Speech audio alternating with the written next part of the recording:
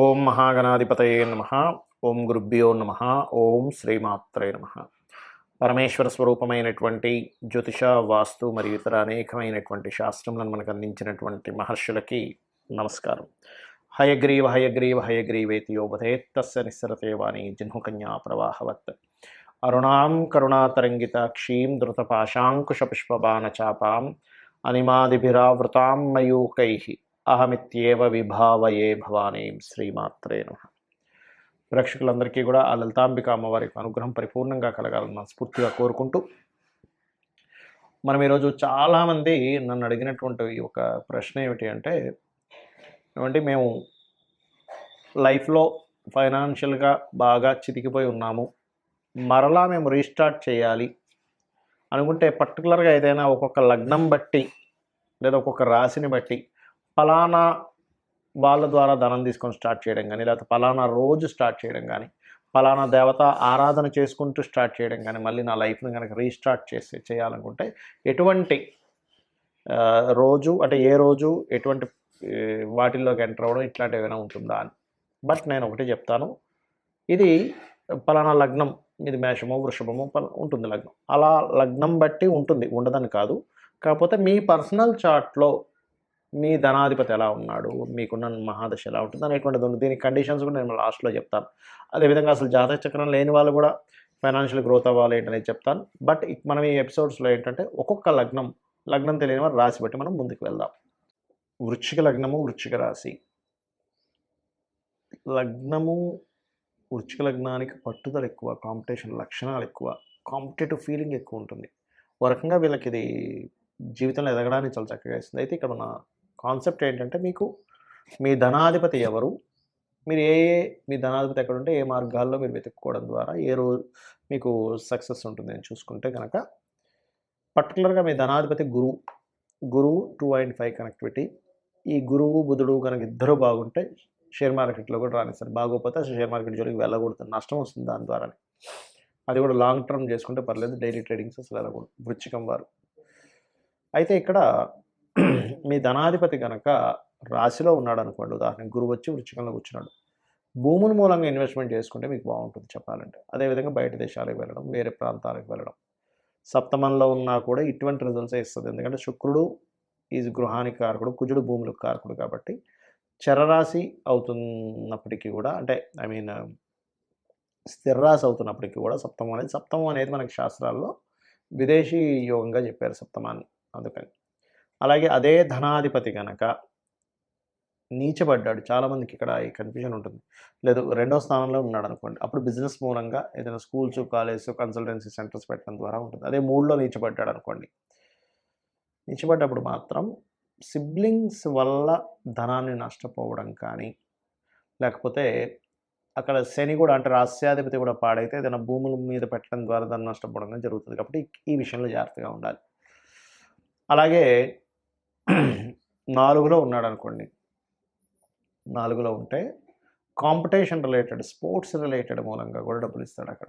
ఎందుకంటే అక్కడ ఉండే గురువు పర్టికులర్గా మీకు రవి సాయిని, బుధుడిని, శుక్రుడిని ఈ కనెక్టివిటీతో ఉంటాడు. అలాగే 5లో ఉన్నాడు, ఇక్కడ కూడా టీచింగ్స్, ట్రైనింగ్స్, కన్సల్టెన్సీస్, అంటే ఏదైనా సరే ఈ కన్సల్టెన్సీ బేస్, గైడింగ్ బేస్ మీద వెళ్తుంది మీదంతా కూడా. ఎందుకంటే బీజం అనేటువంటిది గురువుకు సంబంధించిన బీజంతో ఉంది ఇక్కడ మీకు, సెకండ్ హౌస్ అనేది. సో అందుకని ఆ బేస్ మీదే వెళ్తూ ఉంటుంది. గుర్తుపెట్టుకోండి, వృశ్చికం అనేది ఎప్పుడు కూడా మీరు ఎక్కడో దగ్గర చిన్న ట్రైనింగ్, టీచింగ్ అనేది చేస్తారనమాట. చేయలేదు అంటే 1% ఆఫ్ కేసెస్లో మిస్ అవుతుంది. ఎందుకు, మీకు ఆ బుధుడు, ఆ గురువు వెళ్ళి ఇంకో వేరే వాటిలో కలిసినప్పుడు మార్పులు వస్తుంటాయి. పిఏసి అంటారు, ప్లేస్మెంట్ ఆస్పెక్ట్ అండ్ కంజంక్షన్. 6లో ఉన్నాడు ఉదాహరణకి. అయితే 5లో ఉంటే ఏంటంటే ఎనీథింగ్ క్రియేటివ్ రిలేటెడ్, టీచింగ్, పిల్లలు పుట్టినప్పటి నుంచి వీళ్ళకి కలిసి రావడం ఇది కూడా ఇస్తుంది. బట్ 6లో ఉంటే మాత్రం ఇక్కడ మీరు government sectors, medical related, anything ఆరోగ్యానికి సంబంధించిన వీటి మూలంగా బిజినెస్ ఆర్ జాబ్స్. అయితే బిజినెస్ అనేటువంటిది ఏంటంటే మీకు బుధుడు బాగుండాలి, బుధగ్రహం హౌసెస్ బాగుంటే అప్పుడు మీరు బిజినెస్లోకి ఎంటర్ అవ్వండి. 7 అయితే చెప్పాను ఆల్రెడీ, విదేశాలకు వెళ్ళడం ద్వారా. 8లో ఉన్నాడు ఉదాహరణకి మీకు బుధుడు, అప్పుడు కూడా బిజినెస్ మూలంగా యోగం ఇస్తాడు. బట్ 8లో ఉన్నప్పుడు ఏంటంటే కొంచెం జాగ్రత్తగా మీకు ఆ గురువు ఎక్కడ పాడవలేదంటే అక్కడ షేర్స్ పనికొస్తాయి. మరి అదే ఉదాహరణకి ఇదే గురువు వెళ్ళి కర్కాటక రాశిలో ఎగ్జాల్టెడ్ పొజిషన్‌లో ఉన్నాడు. న్యాచురల్ 4థ్ హౌస్ అందుకని మీకు భూమి మూలంగా న్యాచురల్‌గా వృశ్చిక రాశి అనేది భూమికి కారకం. భూములు, గృహాల మూలంగా డబ్బులొస్తాయి. అందుకని మీరు కన్‌స్ట్రక్షన్స్ గానీ, లేదా ఏదైనా దాన్నేమంటారు మైనింగ్ రిలేటెడ్ ఆయిల్ ఇవుంటాయి. అట్లాంటి వాటి ద్వారా డబ్బులొస్తాయి. అండ్ అలాగే ఖనిజ సంబంధించిన వాటి మూలంగా. అదేవిధంగా ఇదే గురువు వెళ్లి మీకు రవి సైన్‌లో ఉన్నాడు. అంటే సింహంలో 10థ్ హౌస్‌లో ఉన్నాడనుకోండి. అప్పుడు కూడా ఏంటంటే కొంచెం మీకు ఏదైనా గవర్నమెంట్ సెక్టార్స్‌లో పోలీస్ డిపార్ట్‌మెంటు, ఆర్మీ, డిఫెన్స్ ఇట్లాంటి వాటి ద్వారా రావడం. ఆరోగ్యానికి సంబంధం మూలంగా మీకు రావడం. అంటే ఇక్కడ ఏంటంటే బేస్ ఒకటి గుర్తుపెట్టుకోండి. దీని ద్వారా వస్తుంది. బట్ అది ఎంత స్ట్రాంగ్‌గా ఉంది ఈజ్ మోస్ట్ ఇంపార్టెంట్. అది వీక్‌గా ఉంది. అదే సెక్టార్స్‌లో చిన్న దాంట్లో పనిచేస్తూ ఉంటాడు మనిషి. అదే లాభంలో ఉన్నా కూడా మీకు గైడింగ్, టీచింగ్, కన్సల్టెన్సీస్‌లో రాణిస్తుంది. 12థ్ హౌస్‌లో ఉంటే మాత్రం అంటే తులలో ఉన్నాడు వృచ్చికానికి. ఇక్కడ మాత్రం కొంచెం గవర్నమెంట్ వాటిల ద్వారా అందులో ముఖ్యంగా బ్యాంకింగ్ సెక్టార్స్‌లో రాణించడం జరుగుతుంది. కాకపోతే మీరు ఎక్కువగా దత్తాత్రేయ ఆరాధన చేయండి. దిగంబర శ్రీ పాదవల్లభ దిగంబర అనే నామస్మరణ చేయండి. ఖచ్చితంగా మీకు ఫైనాన్షియల్ గ్రోత్ ఉంటుంది. ఇక్కడ నేను మీకు కొన్ని కండిషన్స్ కూడా చెప్తాను. ఏమిటది అంటే అందరూ చేసుకోవాల్సిన ఫస్ట్ అసలు మంత్రం ఏమిటి? ఫైనాన్షియల్‌గా నాకు రావట్లేదండి. ఓం సంపత్కరీ సమారూఢ సింధుర వ్రజసేవితాయే నమః. లేదు బాగా అప్పులున్నాయి, గొడవలున్నాయి. ఆ గొడవలు తీరితే గానీ నాకు డబ్బులు రావంటూ ఉంటారు. అలాంటప్పుడు నవవిద్రుమ బింబశ్రీ న్యక్కారి రదనచ్చద. దీనికి ముందు ఓము లాస్ట్‌లో నమః కలుపుకోండి. ఓం నవవిద్రుమ బింబశ్రీ న్యక్కారి రదనచ్చదాయే నమః. అయితే ఇక్కడ మనకు కొన్ని కండిషన్స్ ఉంటాయి. ఏమిటది అంటే ప్రతి మనిషికి కూడా ఫైనాన్షియల్‌గా మంచి స్టేజ్‌కి వెళ్ళాలని అనిపిస్తుంది. అనిపించాలి కూడా. మనకు శాస్త్రాలు కూడా చెప్పింది ఏమిటంటే పురుషుడు ఖచ్చితంగా ఒక సంవత్సరం సరిపోయేంత ధనాన్ని అతను ఎప్పుడూ క్యారీ చేస్తుండాలట. అది కూడా ఎవరు గృహస్థు, సన్యాసుల గురించి కాదు నేను చెప్పేది. గృహస్థు ఖచ్చితంగా ఒక 1 ఇయర్ సరిపోయేంత మనీని ఆయన దగ్గర ఉంచుకుంటే ఫ్యామిలీకి ఏమీ జరగకుండా ఉంటుంది. ఇవాళ రేపు మనం చూసుకున్నట్లయితే ఏ రోజుకి ఆ రోజే పరిస్థితి ఏ నెలకు ఆ నెలకి పరిస్థితి ఉంది. మరి అంత మనీ మన దగ్గర ఎప్పుడు ఉండాలి, నిలవ ఉండాలి అంటే మీరు చేయవలసినటువంటి కొన్ని మనకు తెలియకుండానే కొన్ని తప్పిదాలు చేస్తూ ఉంటాం. ఏమిటవి? ఇప్పుడు నేను మీకు మంత్రం చెప్పాను. ఈ మంత్రం రెగ్యులర్‌గా చేయాలి. ఎప్పుడైనా గుర్తుపెట్టుకోండి. రెగ్యులర్‌గా రోజు ఒక రోజు ఏదో బద్ధకించి ఆపేసాం. రెండో రోజు, మూడో రోజు ఆగిపోతూ ఉంటుంది. కాబట్టి పాయింట్ నంబర్ 1 రెగ్యులర్‌గా మంత్రం చేయడం చేయండి. ఇంకోటి ఇప్పుడు నేను మీకు చెప్పాను ధనాధిపతి ఈ ప్లేసెస్‌లో ఉంటే వీళ్ళ మూలంగా, వీటి మూలంగా ధనం ఉంటుంది అని. ఆ ప్లేస్‌లో ఇంకొక ప్లానెట్ ఏదైనా ఉంది కంజంక్షన్‌లో ఏ కేతువో, శుక్రుడో, కుజుడో సంథింగ్ ఇంకో ప్లానెట్ వచ్చింది. లేకపోతే 2, 3 ప్లానెట్స్ వచ్చుంటాయి. 2, 3 ప్లానెట్స్ గనక ఉంటే మల్టిపుల్ ధన యోగాస్ ఉంటాయని అర్థం చేసుకోండి. లేదా ఏదైనా ఒక పాపగ్రహం వచ్చింది మీకు ధనాధిపతితో కలిసాడంటే ఆ పాపగ్రహ సంబంధించినటువంటిది కూడా గ్రహారాధన చేయండి. ఉదాహరణకు కుజుడొచ్చాడు మీ ధనాధిపతితో. కుజగ్రహం దగ్గర కూడా దీపారాధన చేయండి. రవి ఉన్నాడు కంబస్ట్ చేసుకున్నాడు. రవిగ్రహం దగ్గర కూడా చేయండి. లేదా రవిచంద్రులు ఇద్దరూ కలిసి మీ ధనాధిపతితో ఉన్నాడు. అది అమావాస్య యోగం ఏర్పడింది. కాబట్టి రవిచంద్ర గ్రహాలు రెండిటికి మీరు దీపారాధన చేయండి. అప్పుడు ఏమవుతుందంటే మీకు ఈ ప్రాబ్లమ్ అనేటువంటిది మీ ఫైనాన్షియల్ స్ట్రెస్ అనేటువంటిది తగ్గుతుంది. ఇక మరొక విషయం ఏంటంటే చాలామందికి గోవులు దగ్గరలో ఉన్నాయండి. గోవుకి ఏదైనా తినిపించొచ్చా అని అడుగుతున్నారు. ఫైనాన్షియల్ గ్రోత్ మీకు రావాలి, మీ గ్రహస్థితిలో మంచి మార్పు జరగాలంటే మీరు చేయవలసింది సింపుల్‌గా ఒకటే గుర్తుపెట్టుకోండి. శనివారాలు పిడికెడు బెల్లం. సింపుల్ పిడికెడు బెల్లం తీసుకెళ్ళి దేశీవాలి గోవుకి ప్రశాంతంగా అంత హ్యాపీగా పెట్టండి చాలు.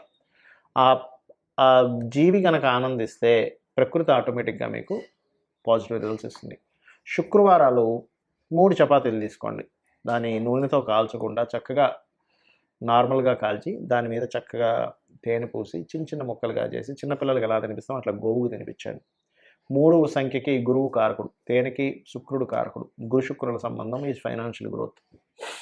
అలాగే ఇక్కడ మరొక విషయం ఏంటంటే మీరు తెలియకుండానే కొన్ని మిస్టేక్స్ చేస్తాం. చెయ్యకూడని పనులు చేస్తూ ఉంటాం. మనం ఎన్నో పూజలు చేస్తుంటాం. ఓ పక్క చేయకూడని పనులు చేస్తుంటాం. ఏమిటవి? అందుకే ఫైనాన్షియల్ క్రంచ్ కూడా ఏర్పడుతూ ఉంటుంది. గుర్తుపెట్టుకోండి. 1 సండేస్ నాన్ వెజిటేరియన్ డ్రింకు, స్త్రీని కలవడము, తలకు నూనె పెట్టుకోవడం చేయకండి. Sunday is most important. రెండవది ఒక పూజ చేస్తాము, ఒక మంత్రం చేస్తాం. మాటిమాటికి మళ్ళీ ఇది పని చేస్తుందో లేదో, ఇది చేశాను కానీ ఏమవుతుందో నెగటివ్ థింకింగ్ స్టార్ట్. అలాగే ధనం అనేటువంటిది ఒక నోట్ల కట్టల రూపంలో అసలు చూడకండి దయచేసి. ధనం దేన్ని ఆశ్రయించి ఉంటుంది? ఒక స్కిల్‌ని ఆశ్రయించి ఉంటుంది. డబ్బులు ఎప్పుడూ కూడా ఒక స్కిల్‌ని ఆశ్రయించి ఉంటుంది. మీకు డబ్బులు ఎక్కువ కావాలి అంటే ఎక్కువ స్కిల్స్ నేర్చుకోవాలి. ఇది మెయిన్ పాయింట్. మీ దగ్గర పలానా ఇదుంది. ఒక బిజినెస్ మ్యాన్ దగ్గరికి వెళ్లి మీరు చెప్పారు, నా దగ్గర ఒక గొప్ప ఐడియా ఉంది. దీని ద్వారా మీ యొక్క బిజినెస్ డబల్ అవుతుంది అన్నారు. వెంటనే అతను మిమ్మల్ని, అవునా అయితే నువ్వు నా దానిలోకి వచ్చి జాబ్ చేసి చూపించు అంటాడు. మీరు చూపించగలిగారు. ఏమవుతుంది? మీ యొక్క వాల్యూస్ పెరుగుతాయి. అంటే ఏమిటి? డబ్బు సంపాదించాలంటే ఎవరైనా కానీ స్కిల్స్ పెంచుకుంటుండాలి. దీని బీజం అది. ఇంకోటేంటంటే డబ్బుని చాలామంది ఏం చేస్తారు, ఒక రేంజ్‌లోకి వెళ్ళంగానే చప్పబడిపోతారు. అది చాలా పెద్ద మిస్టేక్. అరే! నేను ఆ రోజుల్లో చాలా బ్రతికాను. దాని తర్వాత ఎందుకో నేను పతనమయ్యాను అంటుంటారు. బికాజ్ ఆఫ్ అప్డేట్ లేకపోవడం. ఎప్పటికప్పుడు అప్డేట్ చేసుకోవట్లేదు వాళ్ళని వాళ్ళు.